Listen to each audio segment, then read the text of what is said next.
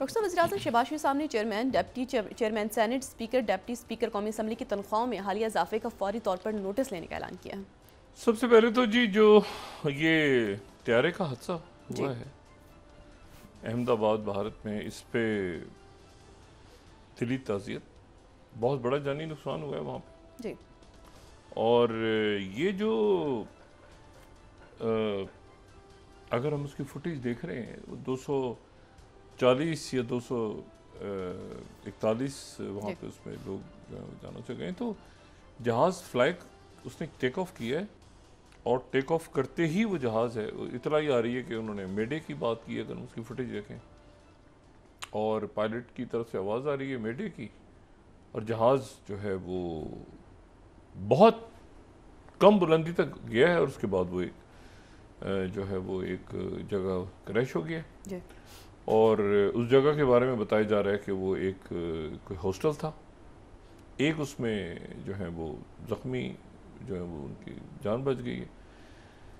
लेकिन ये जो है ये बड़ा इसकी कोई प्रॉपर मेरे ख्याल से, एक तो बोइंग वाले, अब जाहिर है कि जो जाने चली गई उनका तो कोई ज़िया इसमें नहीं, ज़िया हो गया उनका, तो ज़िंदगियाँ तो वापस नहीं आ सकती।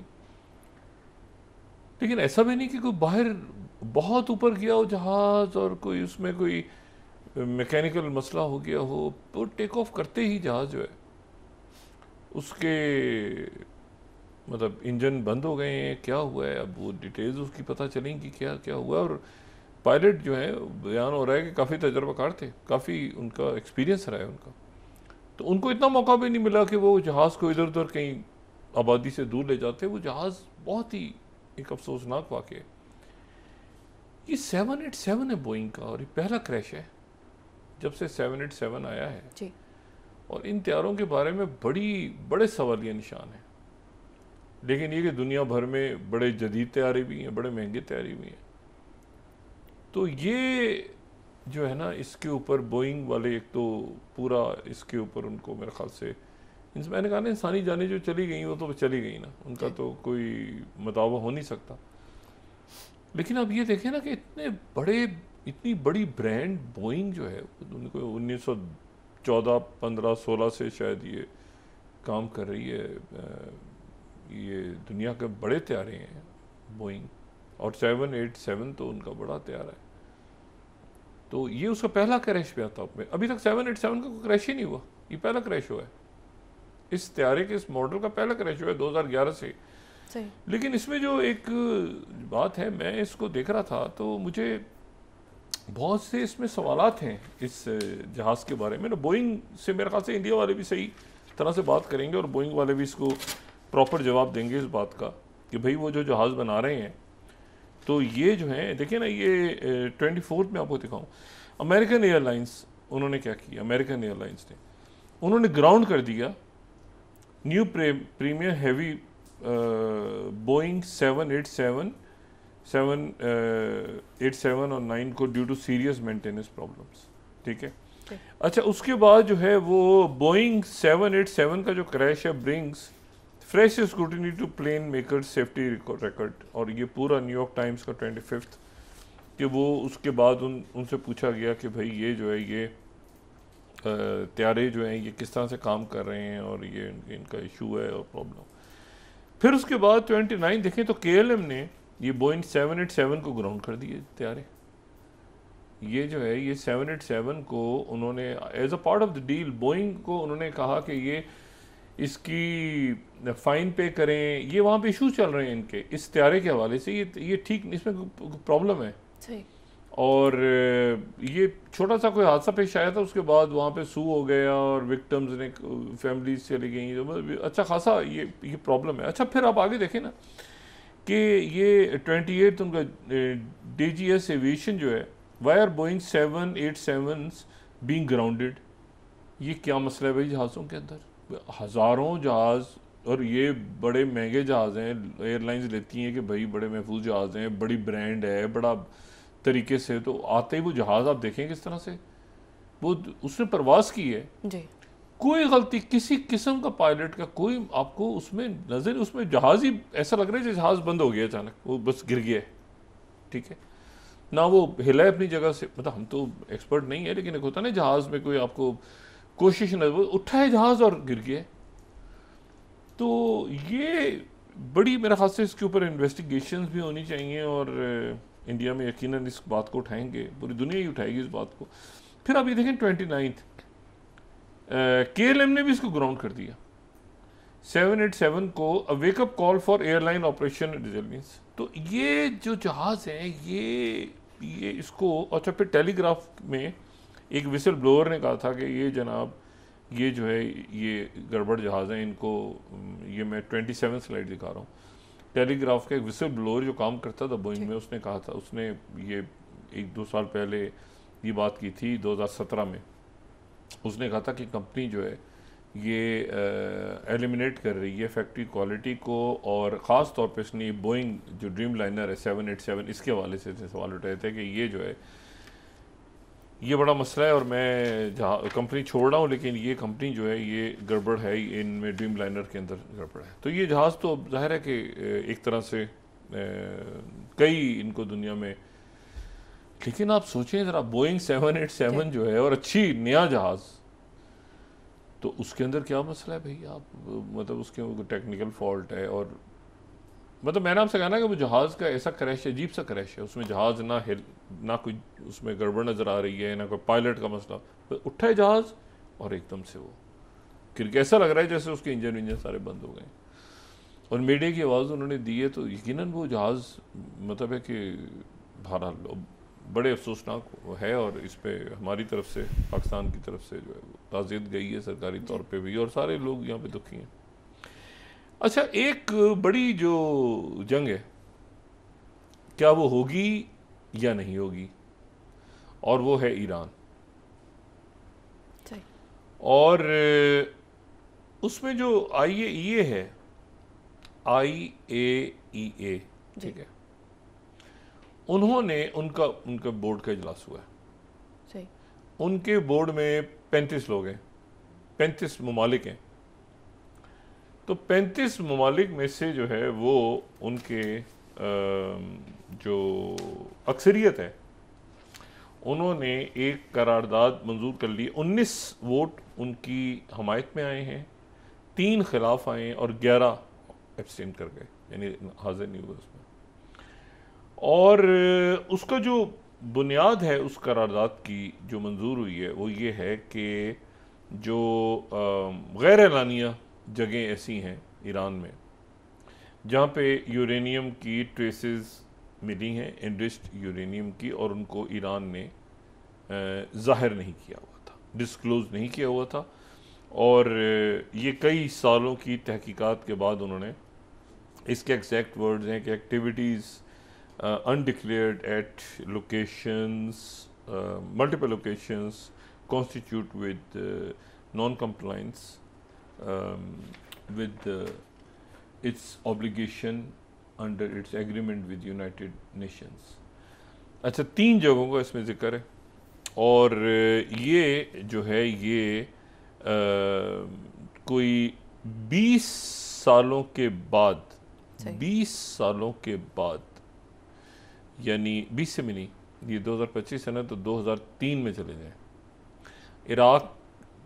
इराक वॉर 2003 में हुई है ना, तो उस वक्त जो है वो एक एक्सेस ऑफ ईवल का एक लफ्ज़ निकाला था बुश जूनियर ने, लेकिन उसमें ईरान जो है वो एक तरह से दुश्मन भी था अमेरिका का, लेकिन एक तरह से ये था कि काफ़ी ईरान जो है वो, अहमद शलाबी मुझे याद है अच्छी तरह, उस वक्त इराक में इन्वॉल्व थे, नॉर्दर्न अलायंस और ये सारा। तो ईरान, क्योंकि उस वक्त एक बड़ी इंटरेस्टिंग बात जो है वो वहाँ पे कही जाती थी, मैं जब यहाँ पे आया हूँ ना,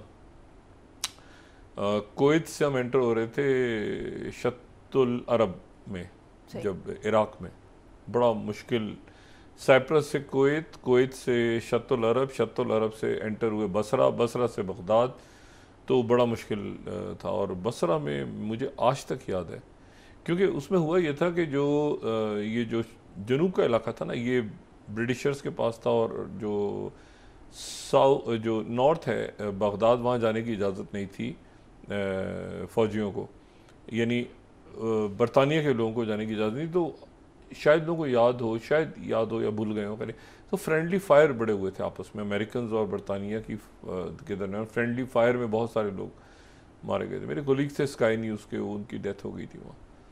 तो वो बहरहाल मैं आपको सिर्फ बता रहा हूँ कि जब बसरा में गुजर रहे थे ना, तो बसरा सरेंडर नहीं कर रहा था, बसरा के लोग सरेंडर नहीं कर रहे थे। तो 10 दिन तक वहाँ लड़ाई हुई थी, उन्होंने गैस फिर बंद कर दी थी, बिजली बंद कर दी थी। तो हम लोग जब बसरा से गुजर रहे थे तो बसरा में वो लोग खड़े हुए इस तरह इतनी नफरत से देख रहे थे।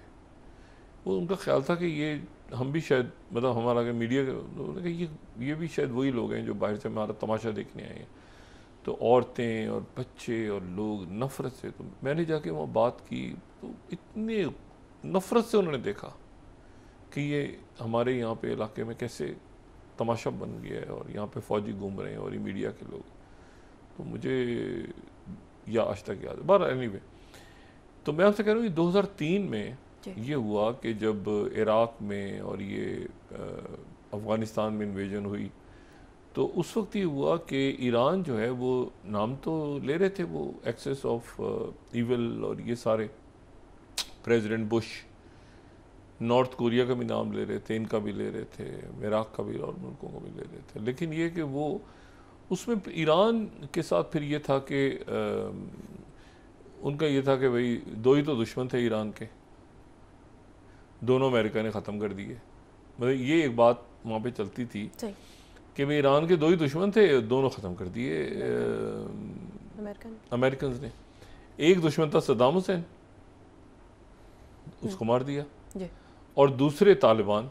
तो नॉर्दर्न अलाइंस को चूँकि ईरान सपोर्ट कर रहा था तो नॉर्दर्न अलाइंस आ गया।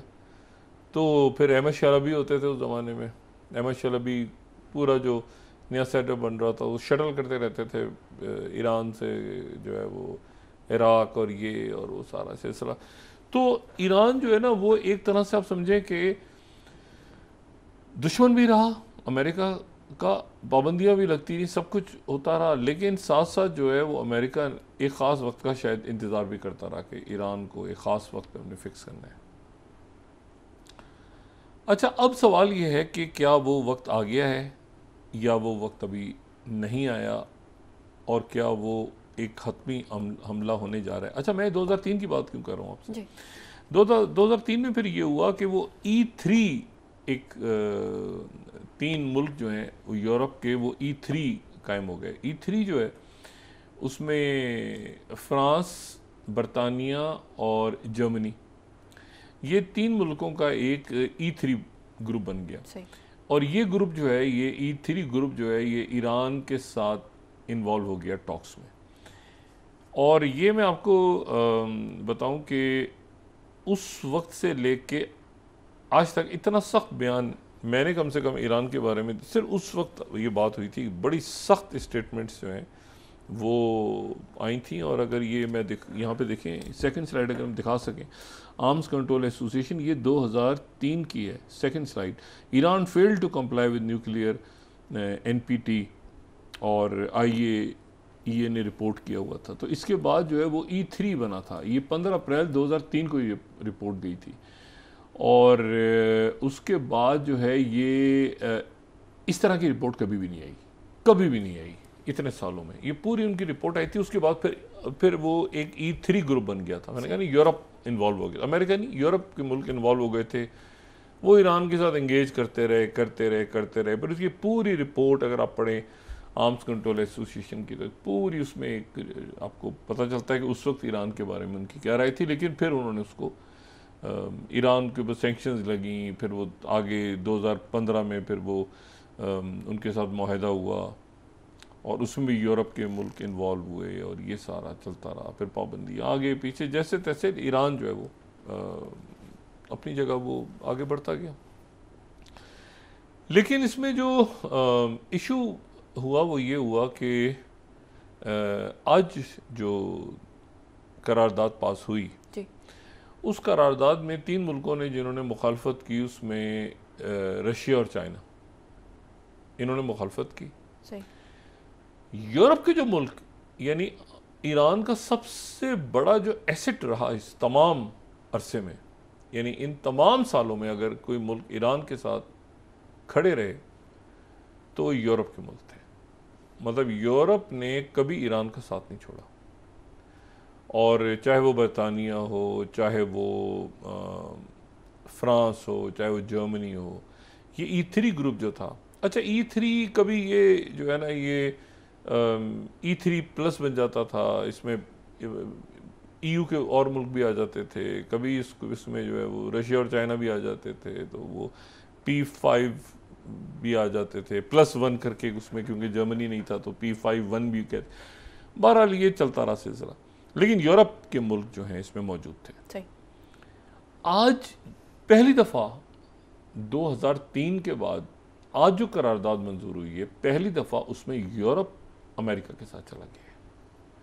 यानी तीनों मुल्क जो हैं, ये आप देखें ना, जो, और ये उस वक्त हुआ है ये बात, अब इसकी जो खबरें हैं वो मैं जब तक ज़ाहिर है कोई कंफर्म रिपोर्ट्स नहीं आती, लेकिन ये बड़ी हैरत की बात एक है कि ये मुज़ाकरात हो भी यूरोप में रहे थे, ठीक है ना। वहीं पे ईरान के जो है वो वियना के अंदर मौजूद थे, ये सारी शख्सियात मौजूद थी वियना के अंदर, और उससे पहले अरब रहनुमा पहुँचे हुए थे, ओस्लो में उनसे बात हो रही थी। अब्बास अरगची बहुत उसमें खुश थे कि ये अभी ओमान के साथ डायलॉग होना है तो मैं इन सबको ले लूँ। उनका ख्याल था कि ये डील की तरफ जा रहे हैं और ये तो कोई इशू नहीं होगा। अचानक ये हुआ, ये करारदाद जो है ये मंजूरी, और उससे चंद घंटे पहले रात को ये इतलात आनी शुरू हुई कि जी अमेरिकन ने ये हंगामी तौर पे कहा है कि इराक़ से, कुवैत से और बहरीन से और बाकी जगहों से जो हमारे सफारतकार हैं वो जो गैर ज़रूरी सफारतकार हैं वो एम्बेसीज छोड़ दें, और उनके अहल खाना भी अपने यहाँ से जाना शुरू कर दें, क्योंकि हालात जो हैं वो कुछ ऐसे हैं कि वो यहाँ से एम्बेसीज का स्टाफ मशरिक़ वस्ता में जो है वो बेसिस पे जो है, या बाकी जो गैर ज़रूरी अमला फैमिलीज़ छोड़ना शुरू कर दें।